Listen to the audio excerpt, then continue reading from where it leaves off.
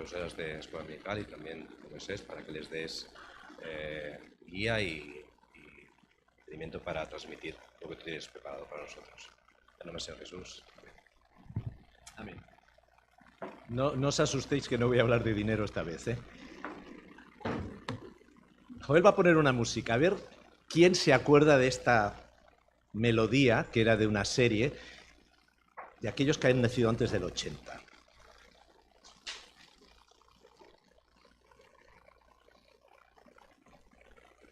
Sonará, ¿eh?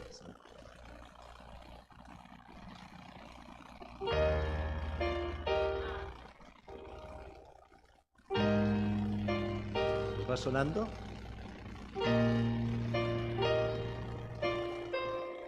A ver, no es malo, que nos suene.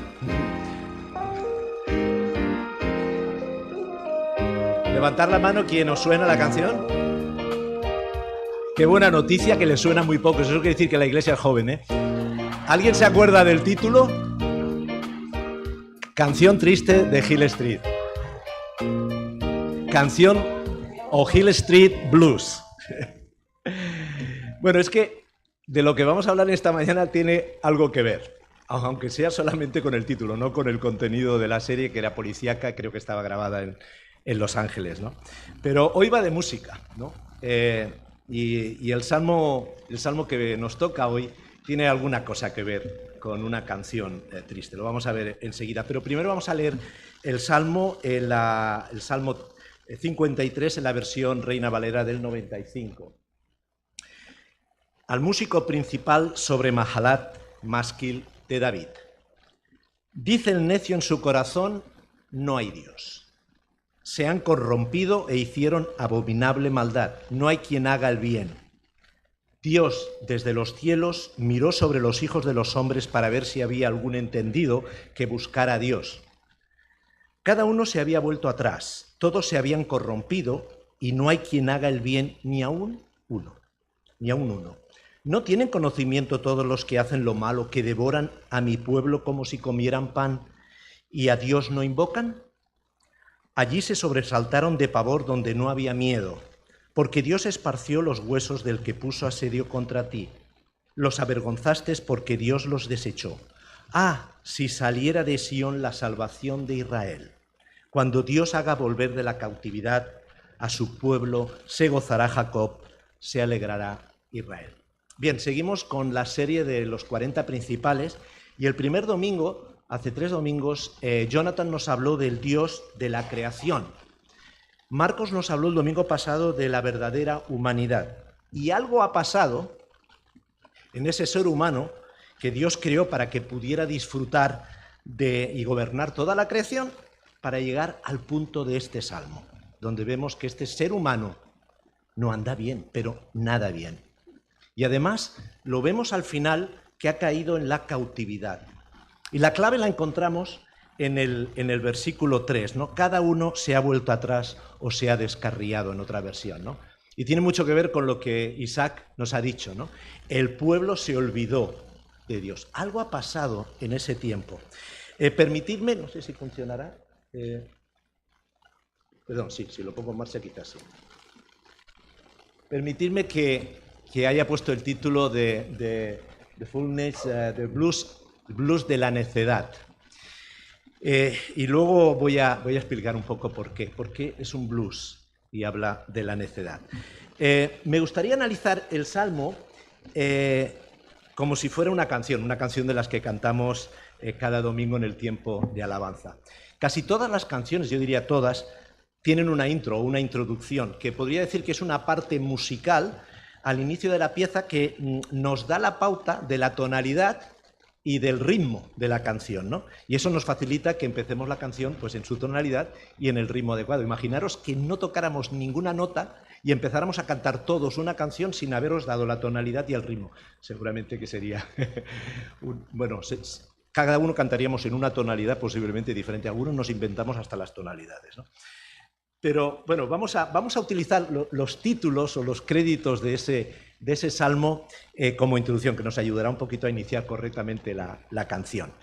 El título habla de Mahalat, que significa enfermedad. Hay varias definiciones para esta palabra, pero mayoritariamente algo que tiene que ver con enfermedad.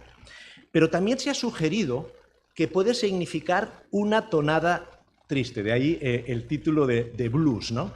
Y yo le añadiría además que es un blues en escala menor. Los músicos sabemos que además en escala menor todavía es más triste, ¿no? Es una canción triste. Y es una canción triste como el origen del blues en las haciendas algodoneras del sur de Estados Unidos, ¿no? Cuando los esclavos cantaban cantos espirituales, a los que ahora les llamamos gospel, ¿no? Canciones de oración, de trabajo. Eran canciones tristes que hablaban de la situación de esclavitud que estaban ellos viviendo. Bueno, algo parecido pasa en esta canción, porque al final de la misma se canta la liberación, es decir, ese pueblo ha estado o está en esclavitud, ¿no? El autor es David. Como muchos de los cantos que hay en el Salterio del Antiguo Testamento, es David. Una cosa interesante es que el intérprete o a quien iba dirigida esta canción es al músico principal. Digamos, el título de la serie son 40 principales, pero este salmo debería estar encuadrado en las 53 salmos principales, porque es uno de los 53 salmos que tiene esta dedicatoria al músico principal. Y estos salmos estaban destinados no solo al uso privado de los creyentes, sino que eran cantados en las grandes asambleas, ¿no? Y además era para un coro dirigido por un director, a quien nuestra versión le llama al músico principal, ¿no? Lo cual nos indica que es un salmo, es un canto, es una canción especial, que se cantaba en grandes celebraciones. Y podríamos decir que es un salmo de referencia, ya que el propio apóstol Pablo lo utiliza en la carta de los Romanos en el capítulo 3. El origen está en el Salmo 14, es decir, este salmo es idéntico al Salmo 14, solo que hay unas pequeñas variaciones, ¿no? Hay alguna ligera modificación y posiblemente David tuvo que adaptar esa canción, ese cántico o ese Salmo 14 a unas nuevas condiciones o quizás hablar del futuro. Es decir, era un canto que se cantaba 2 veces o estaba 2 veces en el Salterio del Antiguo Testamento. El trasfondo histórico es que muchos salmos, muchas canciones han sido inspiradas en el pasado para hablar en el presente de lo que va a pasar en el futuro, ¿no? Y yo creo que este salmo encajaría dentro de ese modelo, ¿no? Y también vemos en este salmo que hay 2 esferas, una esfera terrenal que está pasando en la tierra y algo que está pasando en el cielo, en una esfera celestial que lo veremos más adelante. Algunos estudiosos dicen que posiblemente estos 2 salmos estaban situados probablemente en periodos distintos. El 14 más se refería a lo que el pueblo de Israel había pasado posiblemente durante el reinado de Saúl, y quizás el 53 habla más del futuro, ¿no? Fijaros que hablando del pasado, hay un texto que nos da un poco de luz si se podía estar refiriendo al tiempo de Saúl. Cuando Saúl perseguía a David, hubo un momento que David estaba escondido y estuvo a punto, podía haber matado a Saúl y no lo hizo. Y Saúl le dice: «He pecado», exclamó Saúl. «David, hijo mío, yo ya no voy a hacerte daño. Tú has valorado hoy mi vida y yo, en cambio, he sido necio y me he portado mal». Pero también habla del presente, porque el propio David en aquel momento hizo un censo que no era de la voluntad de Dios hacerlo en el pueblo, y tiene que reconocerle a Dios: «He cometido un pecado muy grande al hacer este censo. He actuado como un necio. Yo te ruego que perdones la maldad de tu siervo». Fijaros qué coincidencia que se habla de necedad y se habla de maldad. Están relacionadas la necedad, ser necio, con obras de maldad. Pero no podemos decir que este salmo esté encuadrado solo en la antigüedad, porque, como hemos dicho, Pablo, 1000 años después, lo utiliza en la carta de los Romanos y dice: «No hay un solo justo, ni siquiera uno. No hay nadie que entienda, nadie que busque a Dios. Todos se han descarriado, a una se han corrompido. No hay nadie que haga lo bueno, no hay solo uno». Es decir, que era tan actual hace 3000 años, hace 2000 años, como hoy mismo, y lo va a ser, desgraciadamente va a ser actual este salmo, ¿no? Y acaba hablando de cosas que van a pasar en el futuro. Bueno, vamos a entrar en la canción.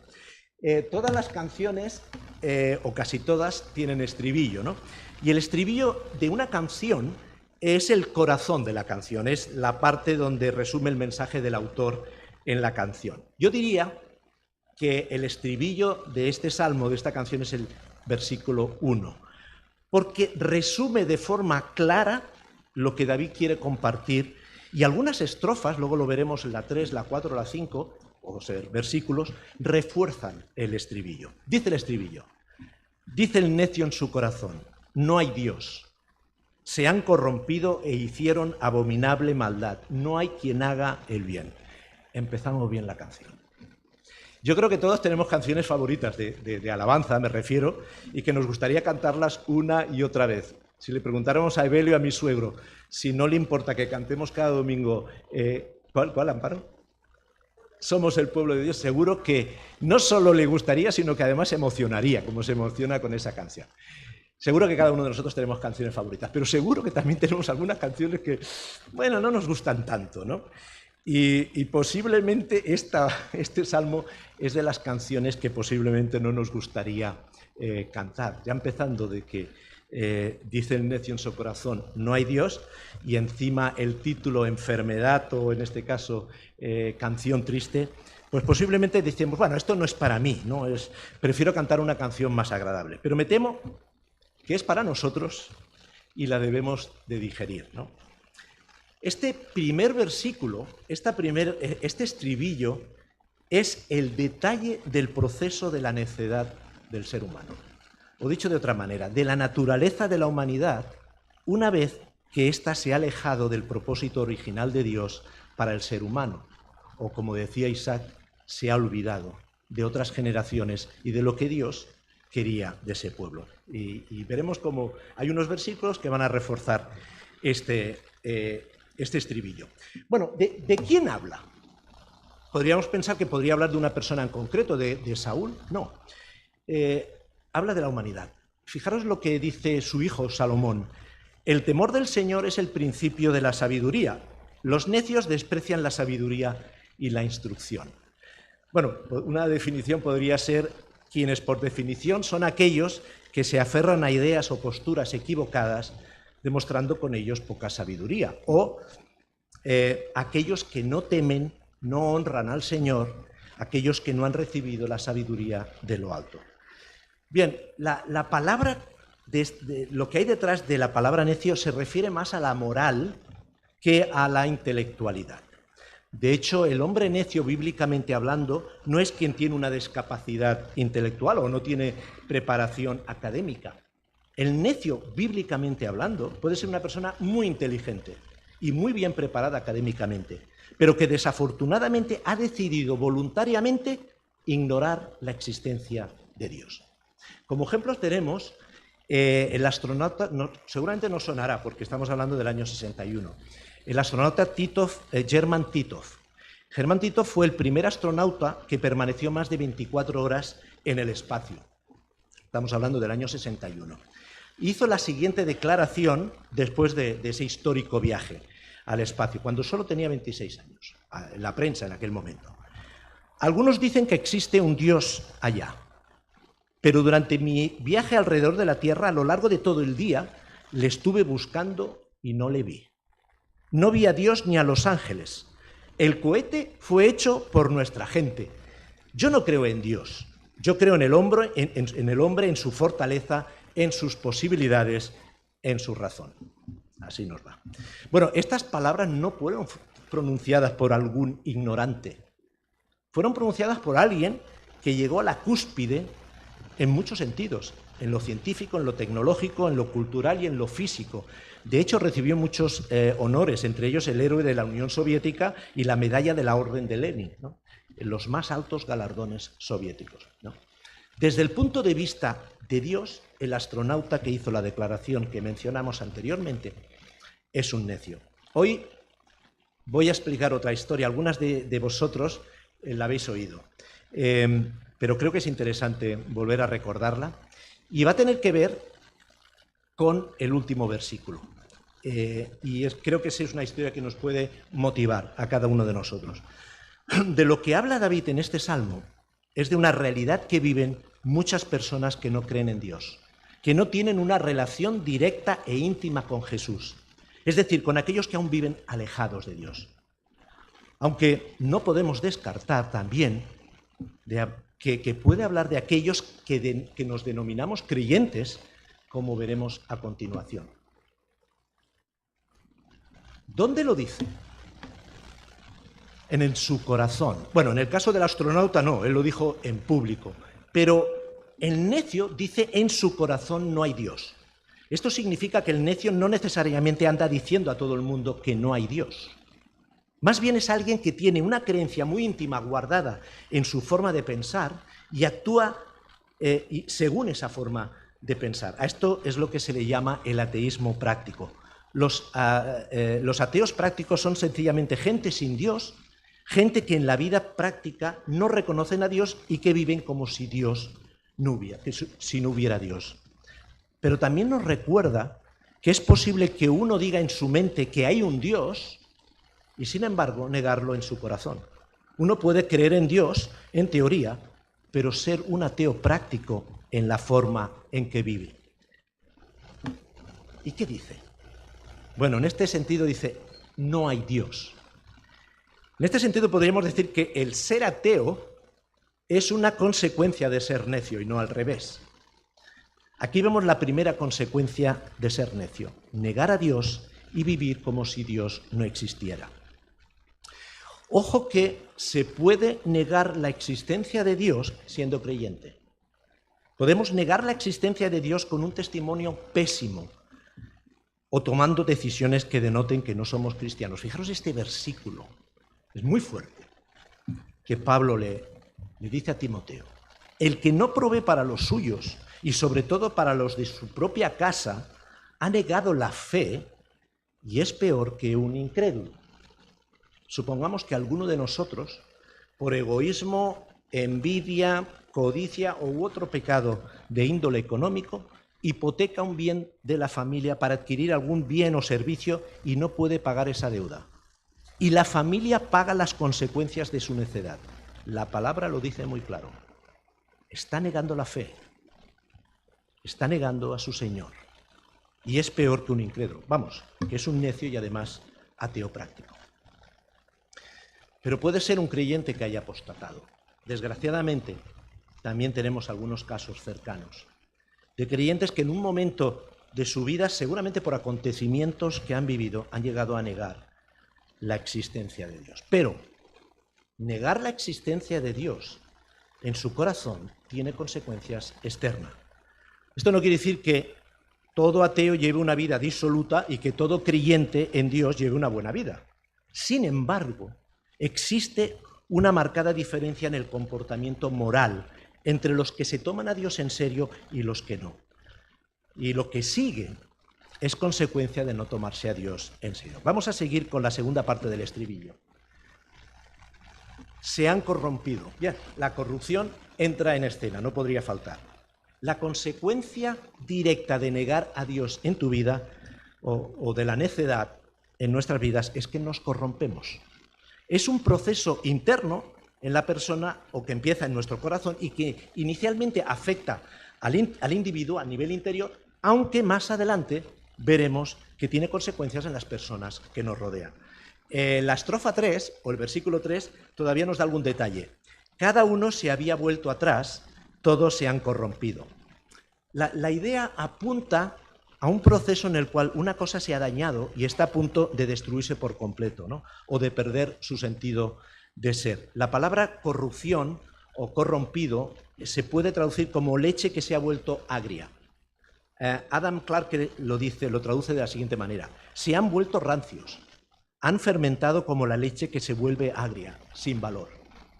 En este sentido, tenemos el ejemplo en un alimento. Cuando un alimento pierde la protección, por ejemplo, el frío, lo sacamos, la misma leche, cualquier otro alimento que necesite conservación en frío, puede cambiar sus características químicas y físicas y favorecer el crecimiento especialmente de bacterias que pueden corromper y degradar el alimento, cambiando completamente tanto sus propiedades nutritivas como organolépticas y pierde todo su valor.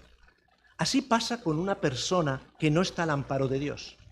Se vuelve rancia, y no me refiero al carácter, sino que carece de valor. Podríamos decir que ha iniciado un proceso que le lleva a la muerte espiritual. Pero ¿cuál es el motivo, el origen de este proceso de corrupción? Bien, lo dice el versículo 3, cada uno se había vuelto atrás. Y esta es la idea, que han sido quizás personas que podrían estar viviendo de acuerdo a la voluntad de Dios, pero han decidido no andar en la senda que Dios tiene preparadas para todos los seres humanos. Me gustaría que veamos, y lo vamos a combinar, Romanos capítulo 1, lo que Pablo nos dice del proceso del pecado, y nos va a dar una idea del motivo por el cual un ser humano puede corromperse. Y veremos también cómo se corrompe internamente y finalmente las consecuencias en los actos eternos. Y Pablo inicia este proceso diciendo: porque desde la creación del mundo, las cualidades invisibles de Dios, es decir, su eterno poder y su naturaleza divina, se perciben claramente a través de lo que Él creó, de modo que nadie tiene excusa. Bueno, y aquí empieza el proceso de descarriarse del camino que Dios ha trazado para el ser humano. A pesar de haber conocido a Dios, no lo glorificaron como a Dios, ni le dieron gracias, sino que se extraviaron en sus inútiles razonamientos y se les oscureció su insensato corazón. Este es el inicio de la necedad del hombre. Pero dice más, dice que se han corrompido. Y en la palabra vemos muchos ejemplos, tanto en Noé, cuando dice que toda la tierra se corrompió delante de Dios y estaba la tierra llena de violencia. En el caso de Moisés, cuando estaba en el Sinaí, dice: baja porque ya se ha corrompido el pueblo. En Oseas, han llegado al colmo de la corrupción. La Biblia está llena de ejemplos de cómo el pueblo se ha corrompido, ¿no? Desgraciadamente, el proceso de la corrupción es muy contagioso y afecta a muchas áreas de nuestra vida, ¿no? y de nuestra sociedad, ¿no? ¿Acaso no está generalizada la corrupción en los estamentos políticos o de poder? Como se suele decir, el poder corrompe. ¿No somos corruptos nosotros cuando dejamos de pagar impuestos o aceptamos algún favor con alguna contrapartida moralmente discutida? Yo creo que la corrupción está a flor de piel, ¿no? El otro día estaba leyendo el periódico de Cataluña, hablando también de la corrupción en Cataluña, y decía: Naciones Unidas nos lanza cifras astronómicas. El 5% del PIB mundial se roba a través del fraude y la corrupción. Es muchísimo dinero. Ningún país escapa de ese fenómeno maligno, tal como lo adjetivó Connie Annan. Y tampoco lo hace Cataluña. Es decir, que no nos libramos. Me gusta esta frase de San Bernardo que dice: los hombres, debidos a que tienen mentes corruptas, se comportan de forma abominable en sus acciones. Y así se hacen corruptos ante Dios y abominables ante los hombres.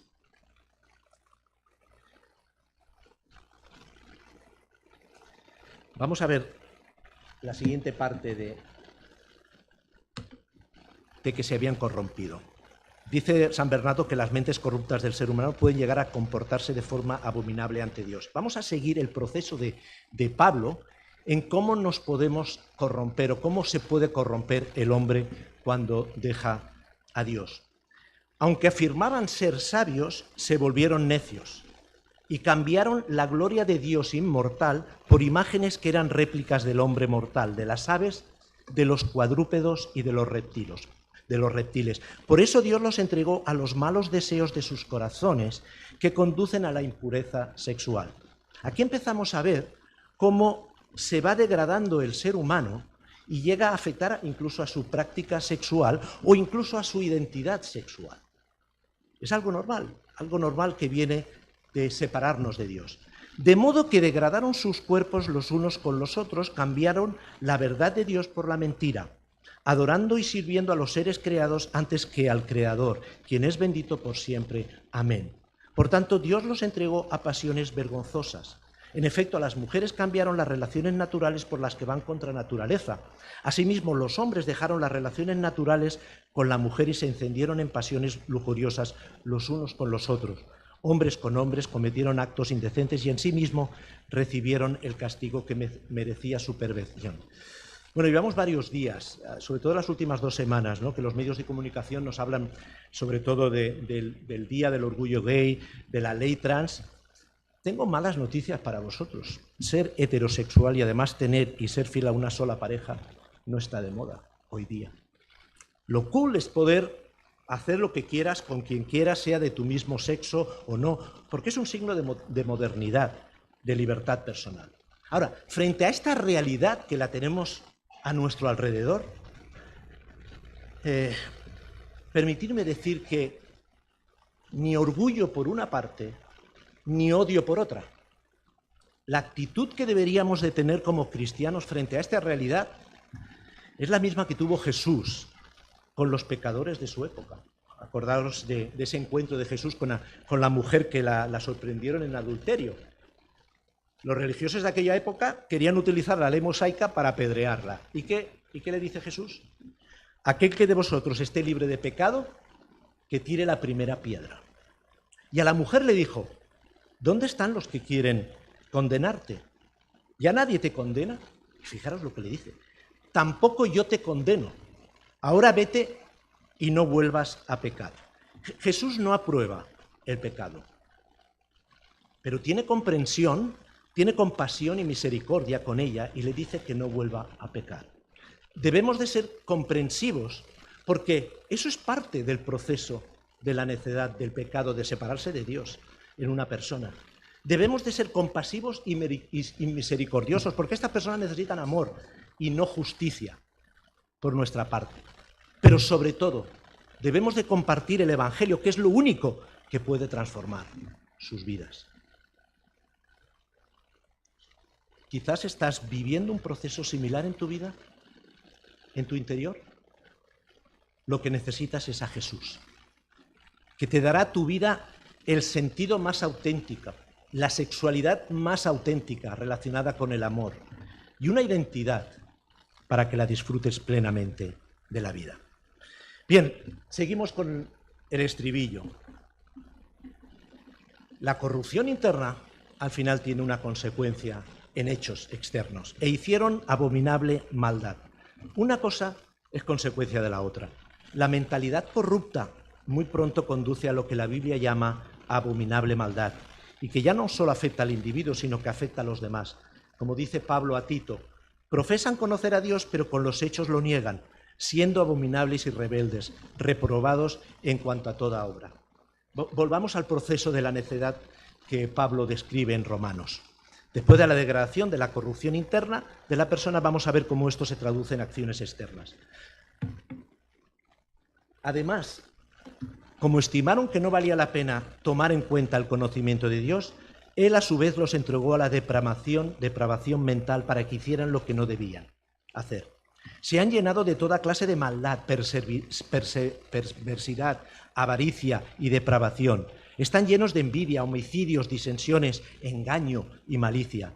Son chismosos, calumniadores, enemigos de Dios, insolentes, soberbios y arrogantes, inventores de maldad.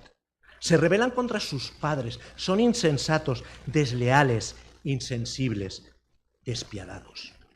Saben bien que, según el justo decreto de Dios, quienes practican tales cosas merecen la muerte. Sin embargo, no solo siguen practicándolas, sino que incluso aprueban a quienes las practican. Bueno, desgraciadamente algunas cosas que hemos leído o que Dios considera abominable, nuestra sociedad lo ha aceptado como parte de la libertad individual.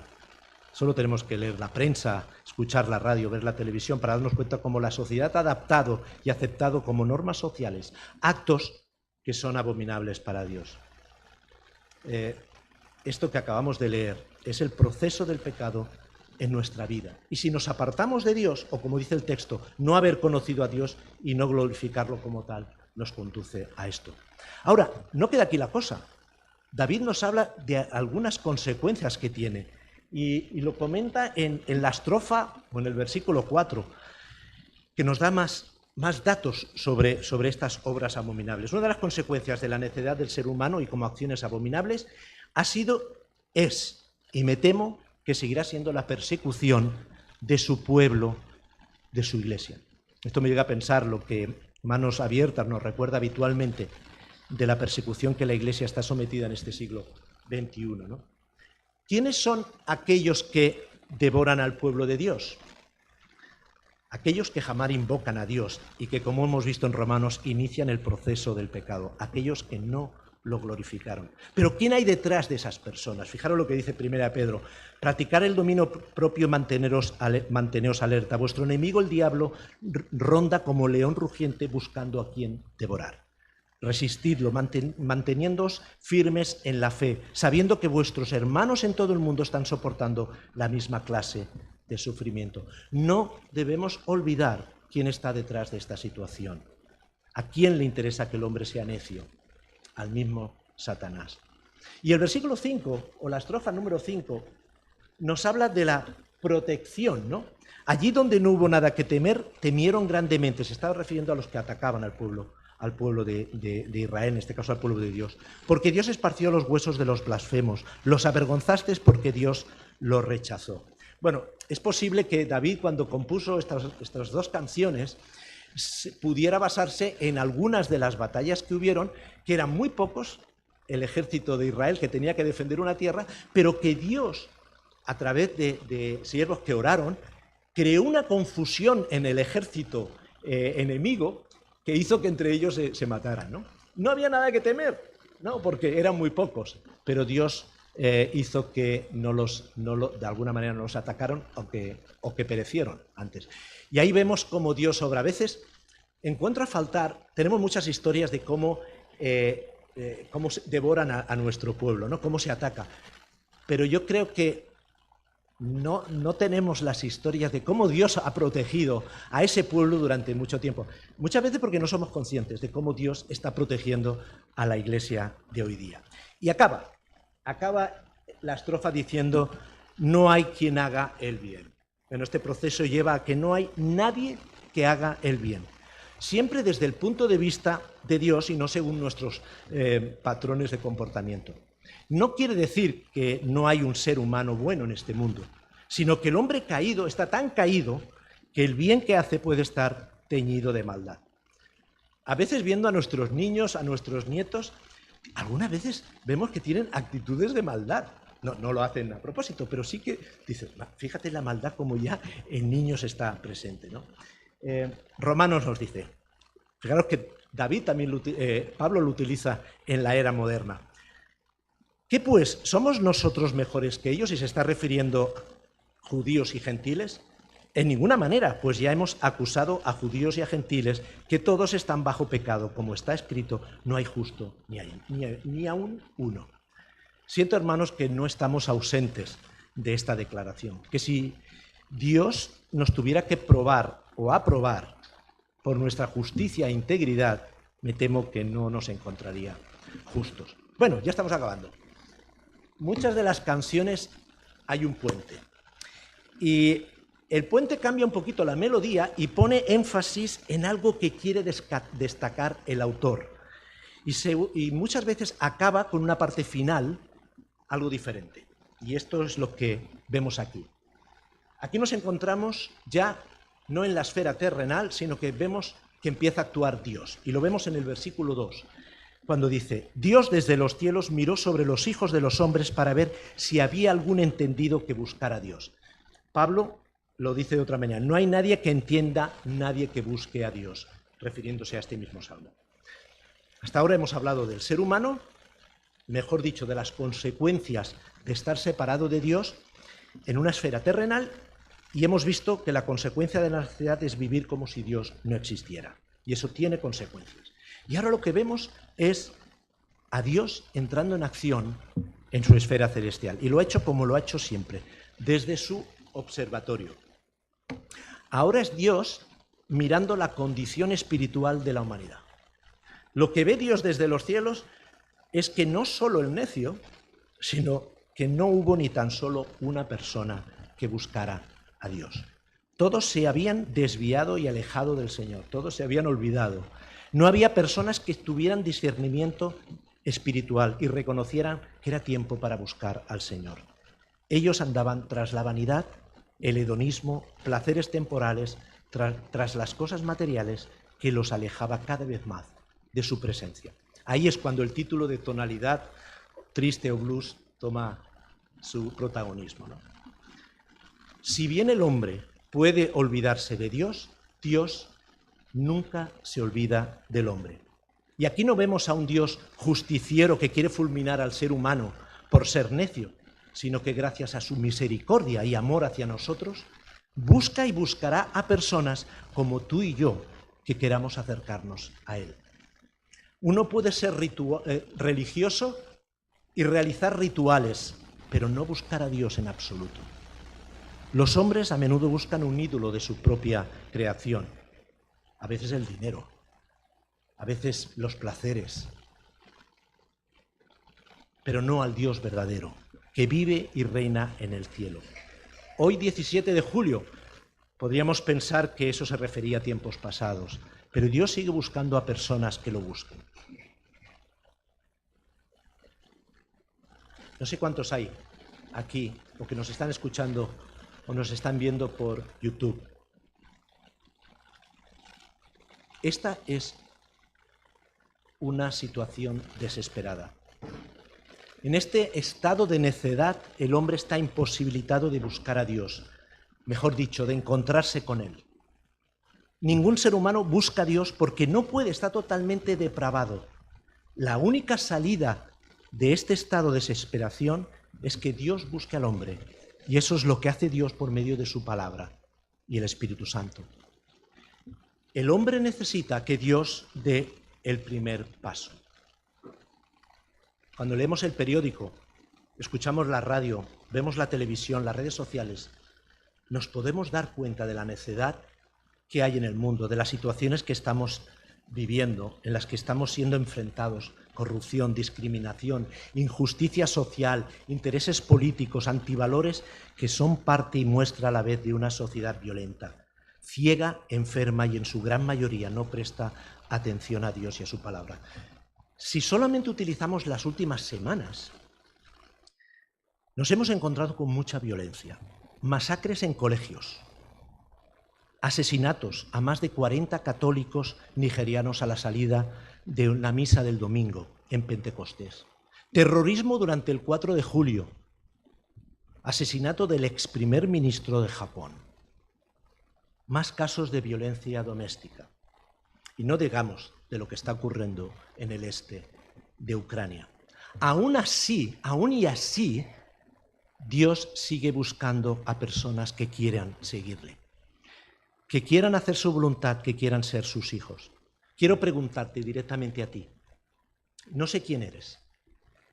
¿Estás dispuesto a que Dios te busque, te encuentre? Si es así, tengo una gran alegría. Al final acaba la canción.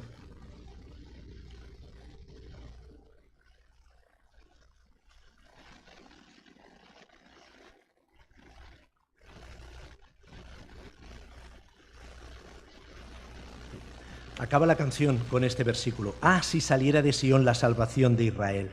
Cuando Dios haga volver de la cautividad a su pueblo, se gozará Jacob, se alegrará Israel. Tenemos muy buenas noticias. A pesar de cómo nos comportamos, Dios tiene misericordia y tiene misericordia contigo. Esta canción no podía acabar de otra manera, si no sería muy triste. Pero hay veces que las canciones tienen un segundo coro, un segundo estribillo. Y esto es lo que tiene esta canción. Ha pasado de una melodía menor a acordes mayores, porque está hablando de esperanza.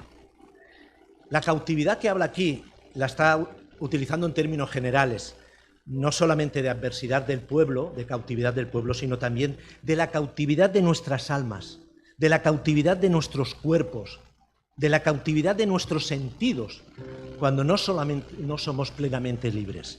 De hecho, la humanidad está esclavizada, y ya no digamos cuando entramos en deuda financiera, entonces le sumamos además la esclavitud financiera. Si necesitas sentirte plenamente libre, necesitas de la plena salvación que Dios nos ofrece. Este versículo nos habla de esperanza, de que Israel algún día serán salvos. Y esta esperanza proviene del conocimiento de que Dios un día los devolverá a su patria y podrán regocijarse. Lo hizo en la antigüedad, cuando los liberó de Babilonia. Pero lo hizo para toda la humanidad, cuando Dios decidió encarnarse en la persona de Jesucristo hace 2000 años y pagar la deuda que había contraída contra nosotros por nuestra desobediencia, y le llevó a Jesús a morir en una cruz. Y desde entonces está liberando y cambiando la vida de millones y millones de personas que se quieren acercar a Él. La salvación sale de Sion, que en estos momentos es la Iglesia, pero no nos equivoquemos, no es la Iglesia la que salva, sino que es Cristo, que a través de su Iglesia lleva la palabra y el Evangelio para salvación de las personas. O lo debería de hacer. Hoy estás aquí, sea presencialmente o remotamente, y tienes una gran oportunidad que la salvación llegue a tu vida, llegue a tu casa, llegue a tu familia. Para los creyentes este versículo nos enseña la importancia de la esperanza. Incluso en momentos más oscuros podemos tener esperanza sabiendo que Dios tiene el control y que además, como hemos cantado hace un momento, ja tenim casa al cel. Un día nos devolverá nuestra patria. Recordar que somos extranjeros en esta tierra. Estamos de paso. En ningún momento debemos de negar la existencia de ese Dios, ya sea desde nuestro corazón como en nuestra boca y ejemplo. Él nos ha creado a nosotros, Él es el primero y el último, y fuera de Él no hay Dios. Esconderse de Él es privarse a uno mismo de las bendiciones que solo Él puede dar. El Señor Jesucristo es ese Dios manifestado en carne y al que podemos acudir con toda confianza, que nos entiende porque Él ha sido hombre. Si hasta ahora has estado viviendo como si Dios no existiera, yo te invito a considerar este salmo, esta canción. Reconocer tu situación y volver tu mirada al único que puede ayudarte en estas condiciones, a Cristo Jesús, quien murió por ti para que te libere de ser un ateo práctico. No importa lo que hayas hecho en tu vida, Dios es compasivo y misericordioso. Como dice la Escritura, el Señor su Dios es compasivo y misericordioso. Si ustedes se vuelven a Él, jamás los abandonará. Hoy Dios te da una oportunidad. No conoces cuál será tu realidad mañana o cuando salgas de esta puerta. Hoy estamos vivos. El mañana no está en nuestras manos. Pero ahora tienes la oportunidad de tener un encuentro personal con Jesucristo. Si Dios a través de su palabra y el Espíritu Santo está tocando tu corazón, en este mismo instante, mostrando que eres pecador y que necesitas salvación, es porque Dios te está buscando. Aprovecho la oportunidad, incluso si te consideras cristiano, pero en tu vida no está presente Dios en cada área de tu vida. También tienes hoy la oportunidad de reconciliarte con Dios y disfrutar de su presencia en tu vida. No ignoras el favor de Dios al buscarte. Respóndele hoy mismo, recibiendo a Cristo como tu Salvador, e inicia una nueva vida en comunión con Dios cada día de tu vida. Acabo con la historia que os he comentado al inicio. Es una historia que nos tendría que hacer reflexionar tanto a los creyentes como a los no. Mientras que Germán Titov estaba diciendo que no había Dios, un hermano de esta iglesia, Paco, así le llamaban en el trabajo, en la carpintería, un viernes por la noche, sería madrugada ya del sábado, durante la noche recibió una inquietud, un sueño, que tenía que dirigirse, nada más levantarse, hacia Barcelona. Estamos hablando de Granollers, Barcelona, año 62. Se levanta, se dirige a su esposa, María. Él era un trabajador, trabajaba muchas horas y además en aquellos momentos esta iglesia estaba cerrada por unos acontecimientos que pasaron y la iglesia se reunía en su casa. Y iba a tope, el único día que tenía para descansar era el sábado. Y ese sábado le dijo a su mujer: mira, quédate con los hijos, uno de 5 años y medio, otro de 2 años, que yo no lo sé por qué, pero tengo que ir a Barcelona. Sale de casa, se va a la estación, toma el primer tren, piensa, bueno, Señor, no sé lo que quieres de mí. Su suegra estaba en una residencia en Barcelona. Pensó, bueno, voy a ir a Barcelona y aprovecho y la veo. Pero cuando llegó cerca de Montcada, recordó que había un hermano que había tenido un accidente y llevaba mucho tiempo sin venir a la iglesia. Creo que fue un accidente de moto. Y dijo, mira, aprovecharé, bajo en la estación y voy a verlo. Baja de la estación de Montcada y para ir a visitar a ese hermano tenía que pasar por un barrio muy humilde que estaba justo al lado del río Ripoll. Unas calles que habían casas bajas. En el momento que él estaba andando, sale una señora de una de esas casas humildes, bajas, y le pide auxilio. Por favor, necesito ayuda, algo le está pasando a mi hija. Paco, no había nadie más, entra en la casa y se encuentra a la hija de esta señora dando saltos en la cama. Posiblemente estaba endemoniada. Tengo que decir que Paco, antes de convertirse, había hecho espiritismo. Había estado aquí en Granollers en algunas escuelas o con algún maestro, entonces sabía de qué iba.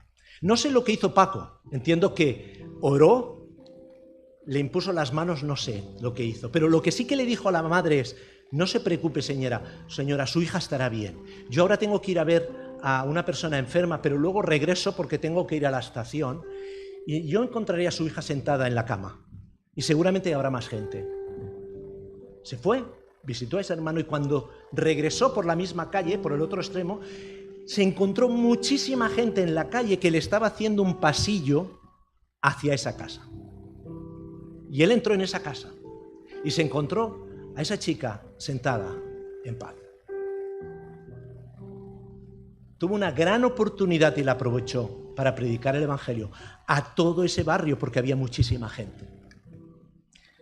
Predicó el Evangelio y se fue a la estación, se fue a Barcelona y regresó a su casa. Dijo, Señor, supongo que eso es lo que tú querías hacer. Hasta aquí la historia es interesante. Lo que ocurrió pocos días después, estamos hablando de un sábado, un martes por la noche, en el año 25 de septiembre del 62, hubo una tormenta racial, empezó en Tarrasa, Sabadell, Rubí, Montcada. Hubo una lluvia de más de 200 litros por metro cuadrado, por metro cúbico, en aproximadamente 3 horas. Lo que hizo fue desbordarse el río Ripoll. Allí están los restos del barrio. Murieron cerca de 1000 personas y no sé si todavía hay desaparecidos.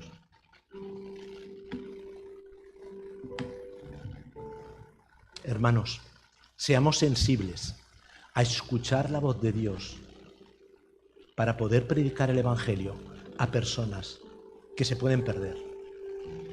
Y tú, si no lo has hecho, dice la palabra, que si confiesas con tu boca que Jesús es el Señor y crees en tu corazón que Dios lo levantó de entre los muertos, serás salvo. Vamos a cantar una canción y me gustaría que durante ese tiempo pudieras reflexionar, pudieras entrar en contacto con Dios, pedirle perdón y dejar que Dios entre en tu vida.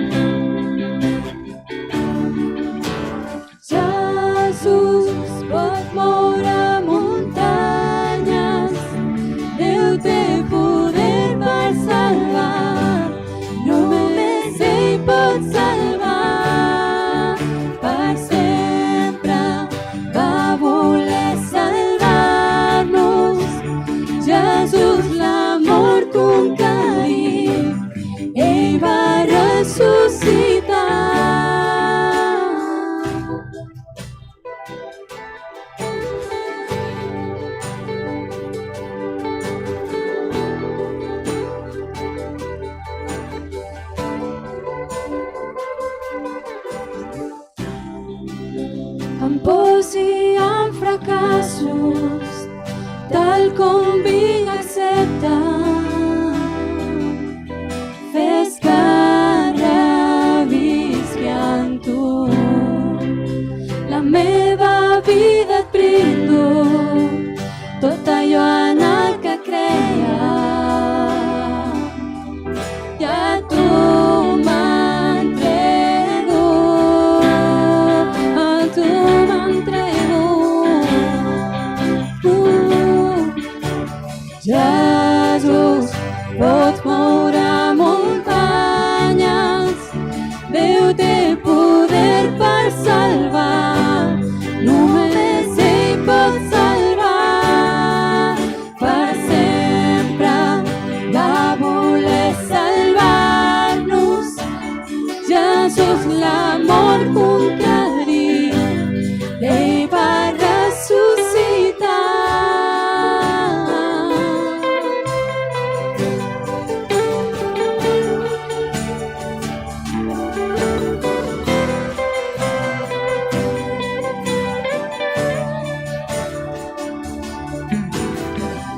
Il·lumina'ns, fes el món cantar, cant, Rei de glòria, ha ressuscitat. Jesús, il·lumina'ns, fes el món cantar, cant, Rei de glòria, ha ressuscitat. Jesús, pots moure muntanyes, Déu té poder per salvar, només ell pot salvar. Per sempre va voler salvar-nos, Jesús l'amor conquerir, ell va ressuscitar. Jesús l'amor conquerir, ell va ressuscitar. Jesús l'amor conquerir, ell va ressuscitar.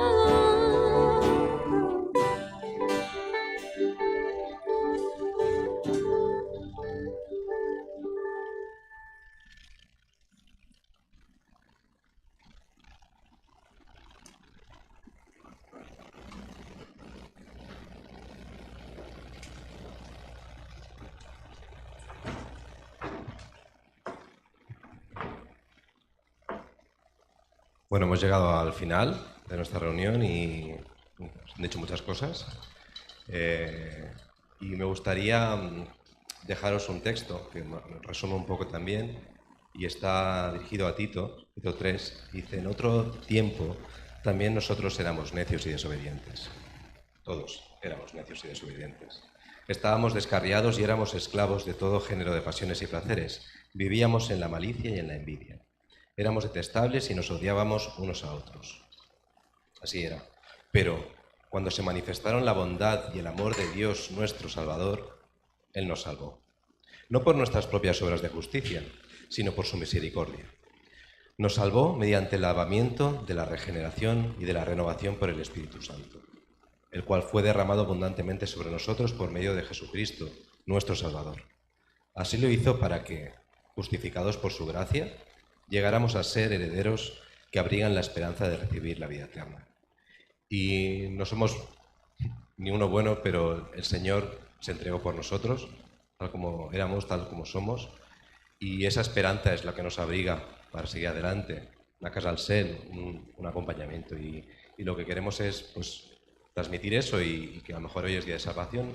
Y si queréis comentar algo, un anhelo, pues con los ancianos, pastor, con Moisés, pues también es tiempo después para hacerlo. Así que solo eso. Muchas bendiciones para esta semana.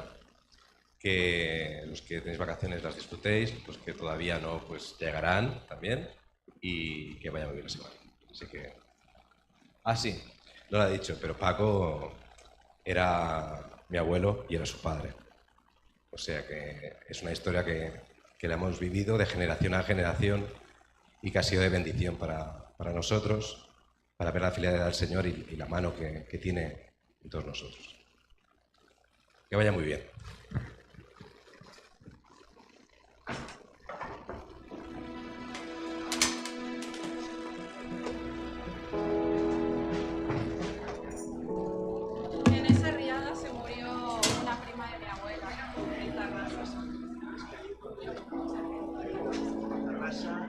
David. Pesca por la tenía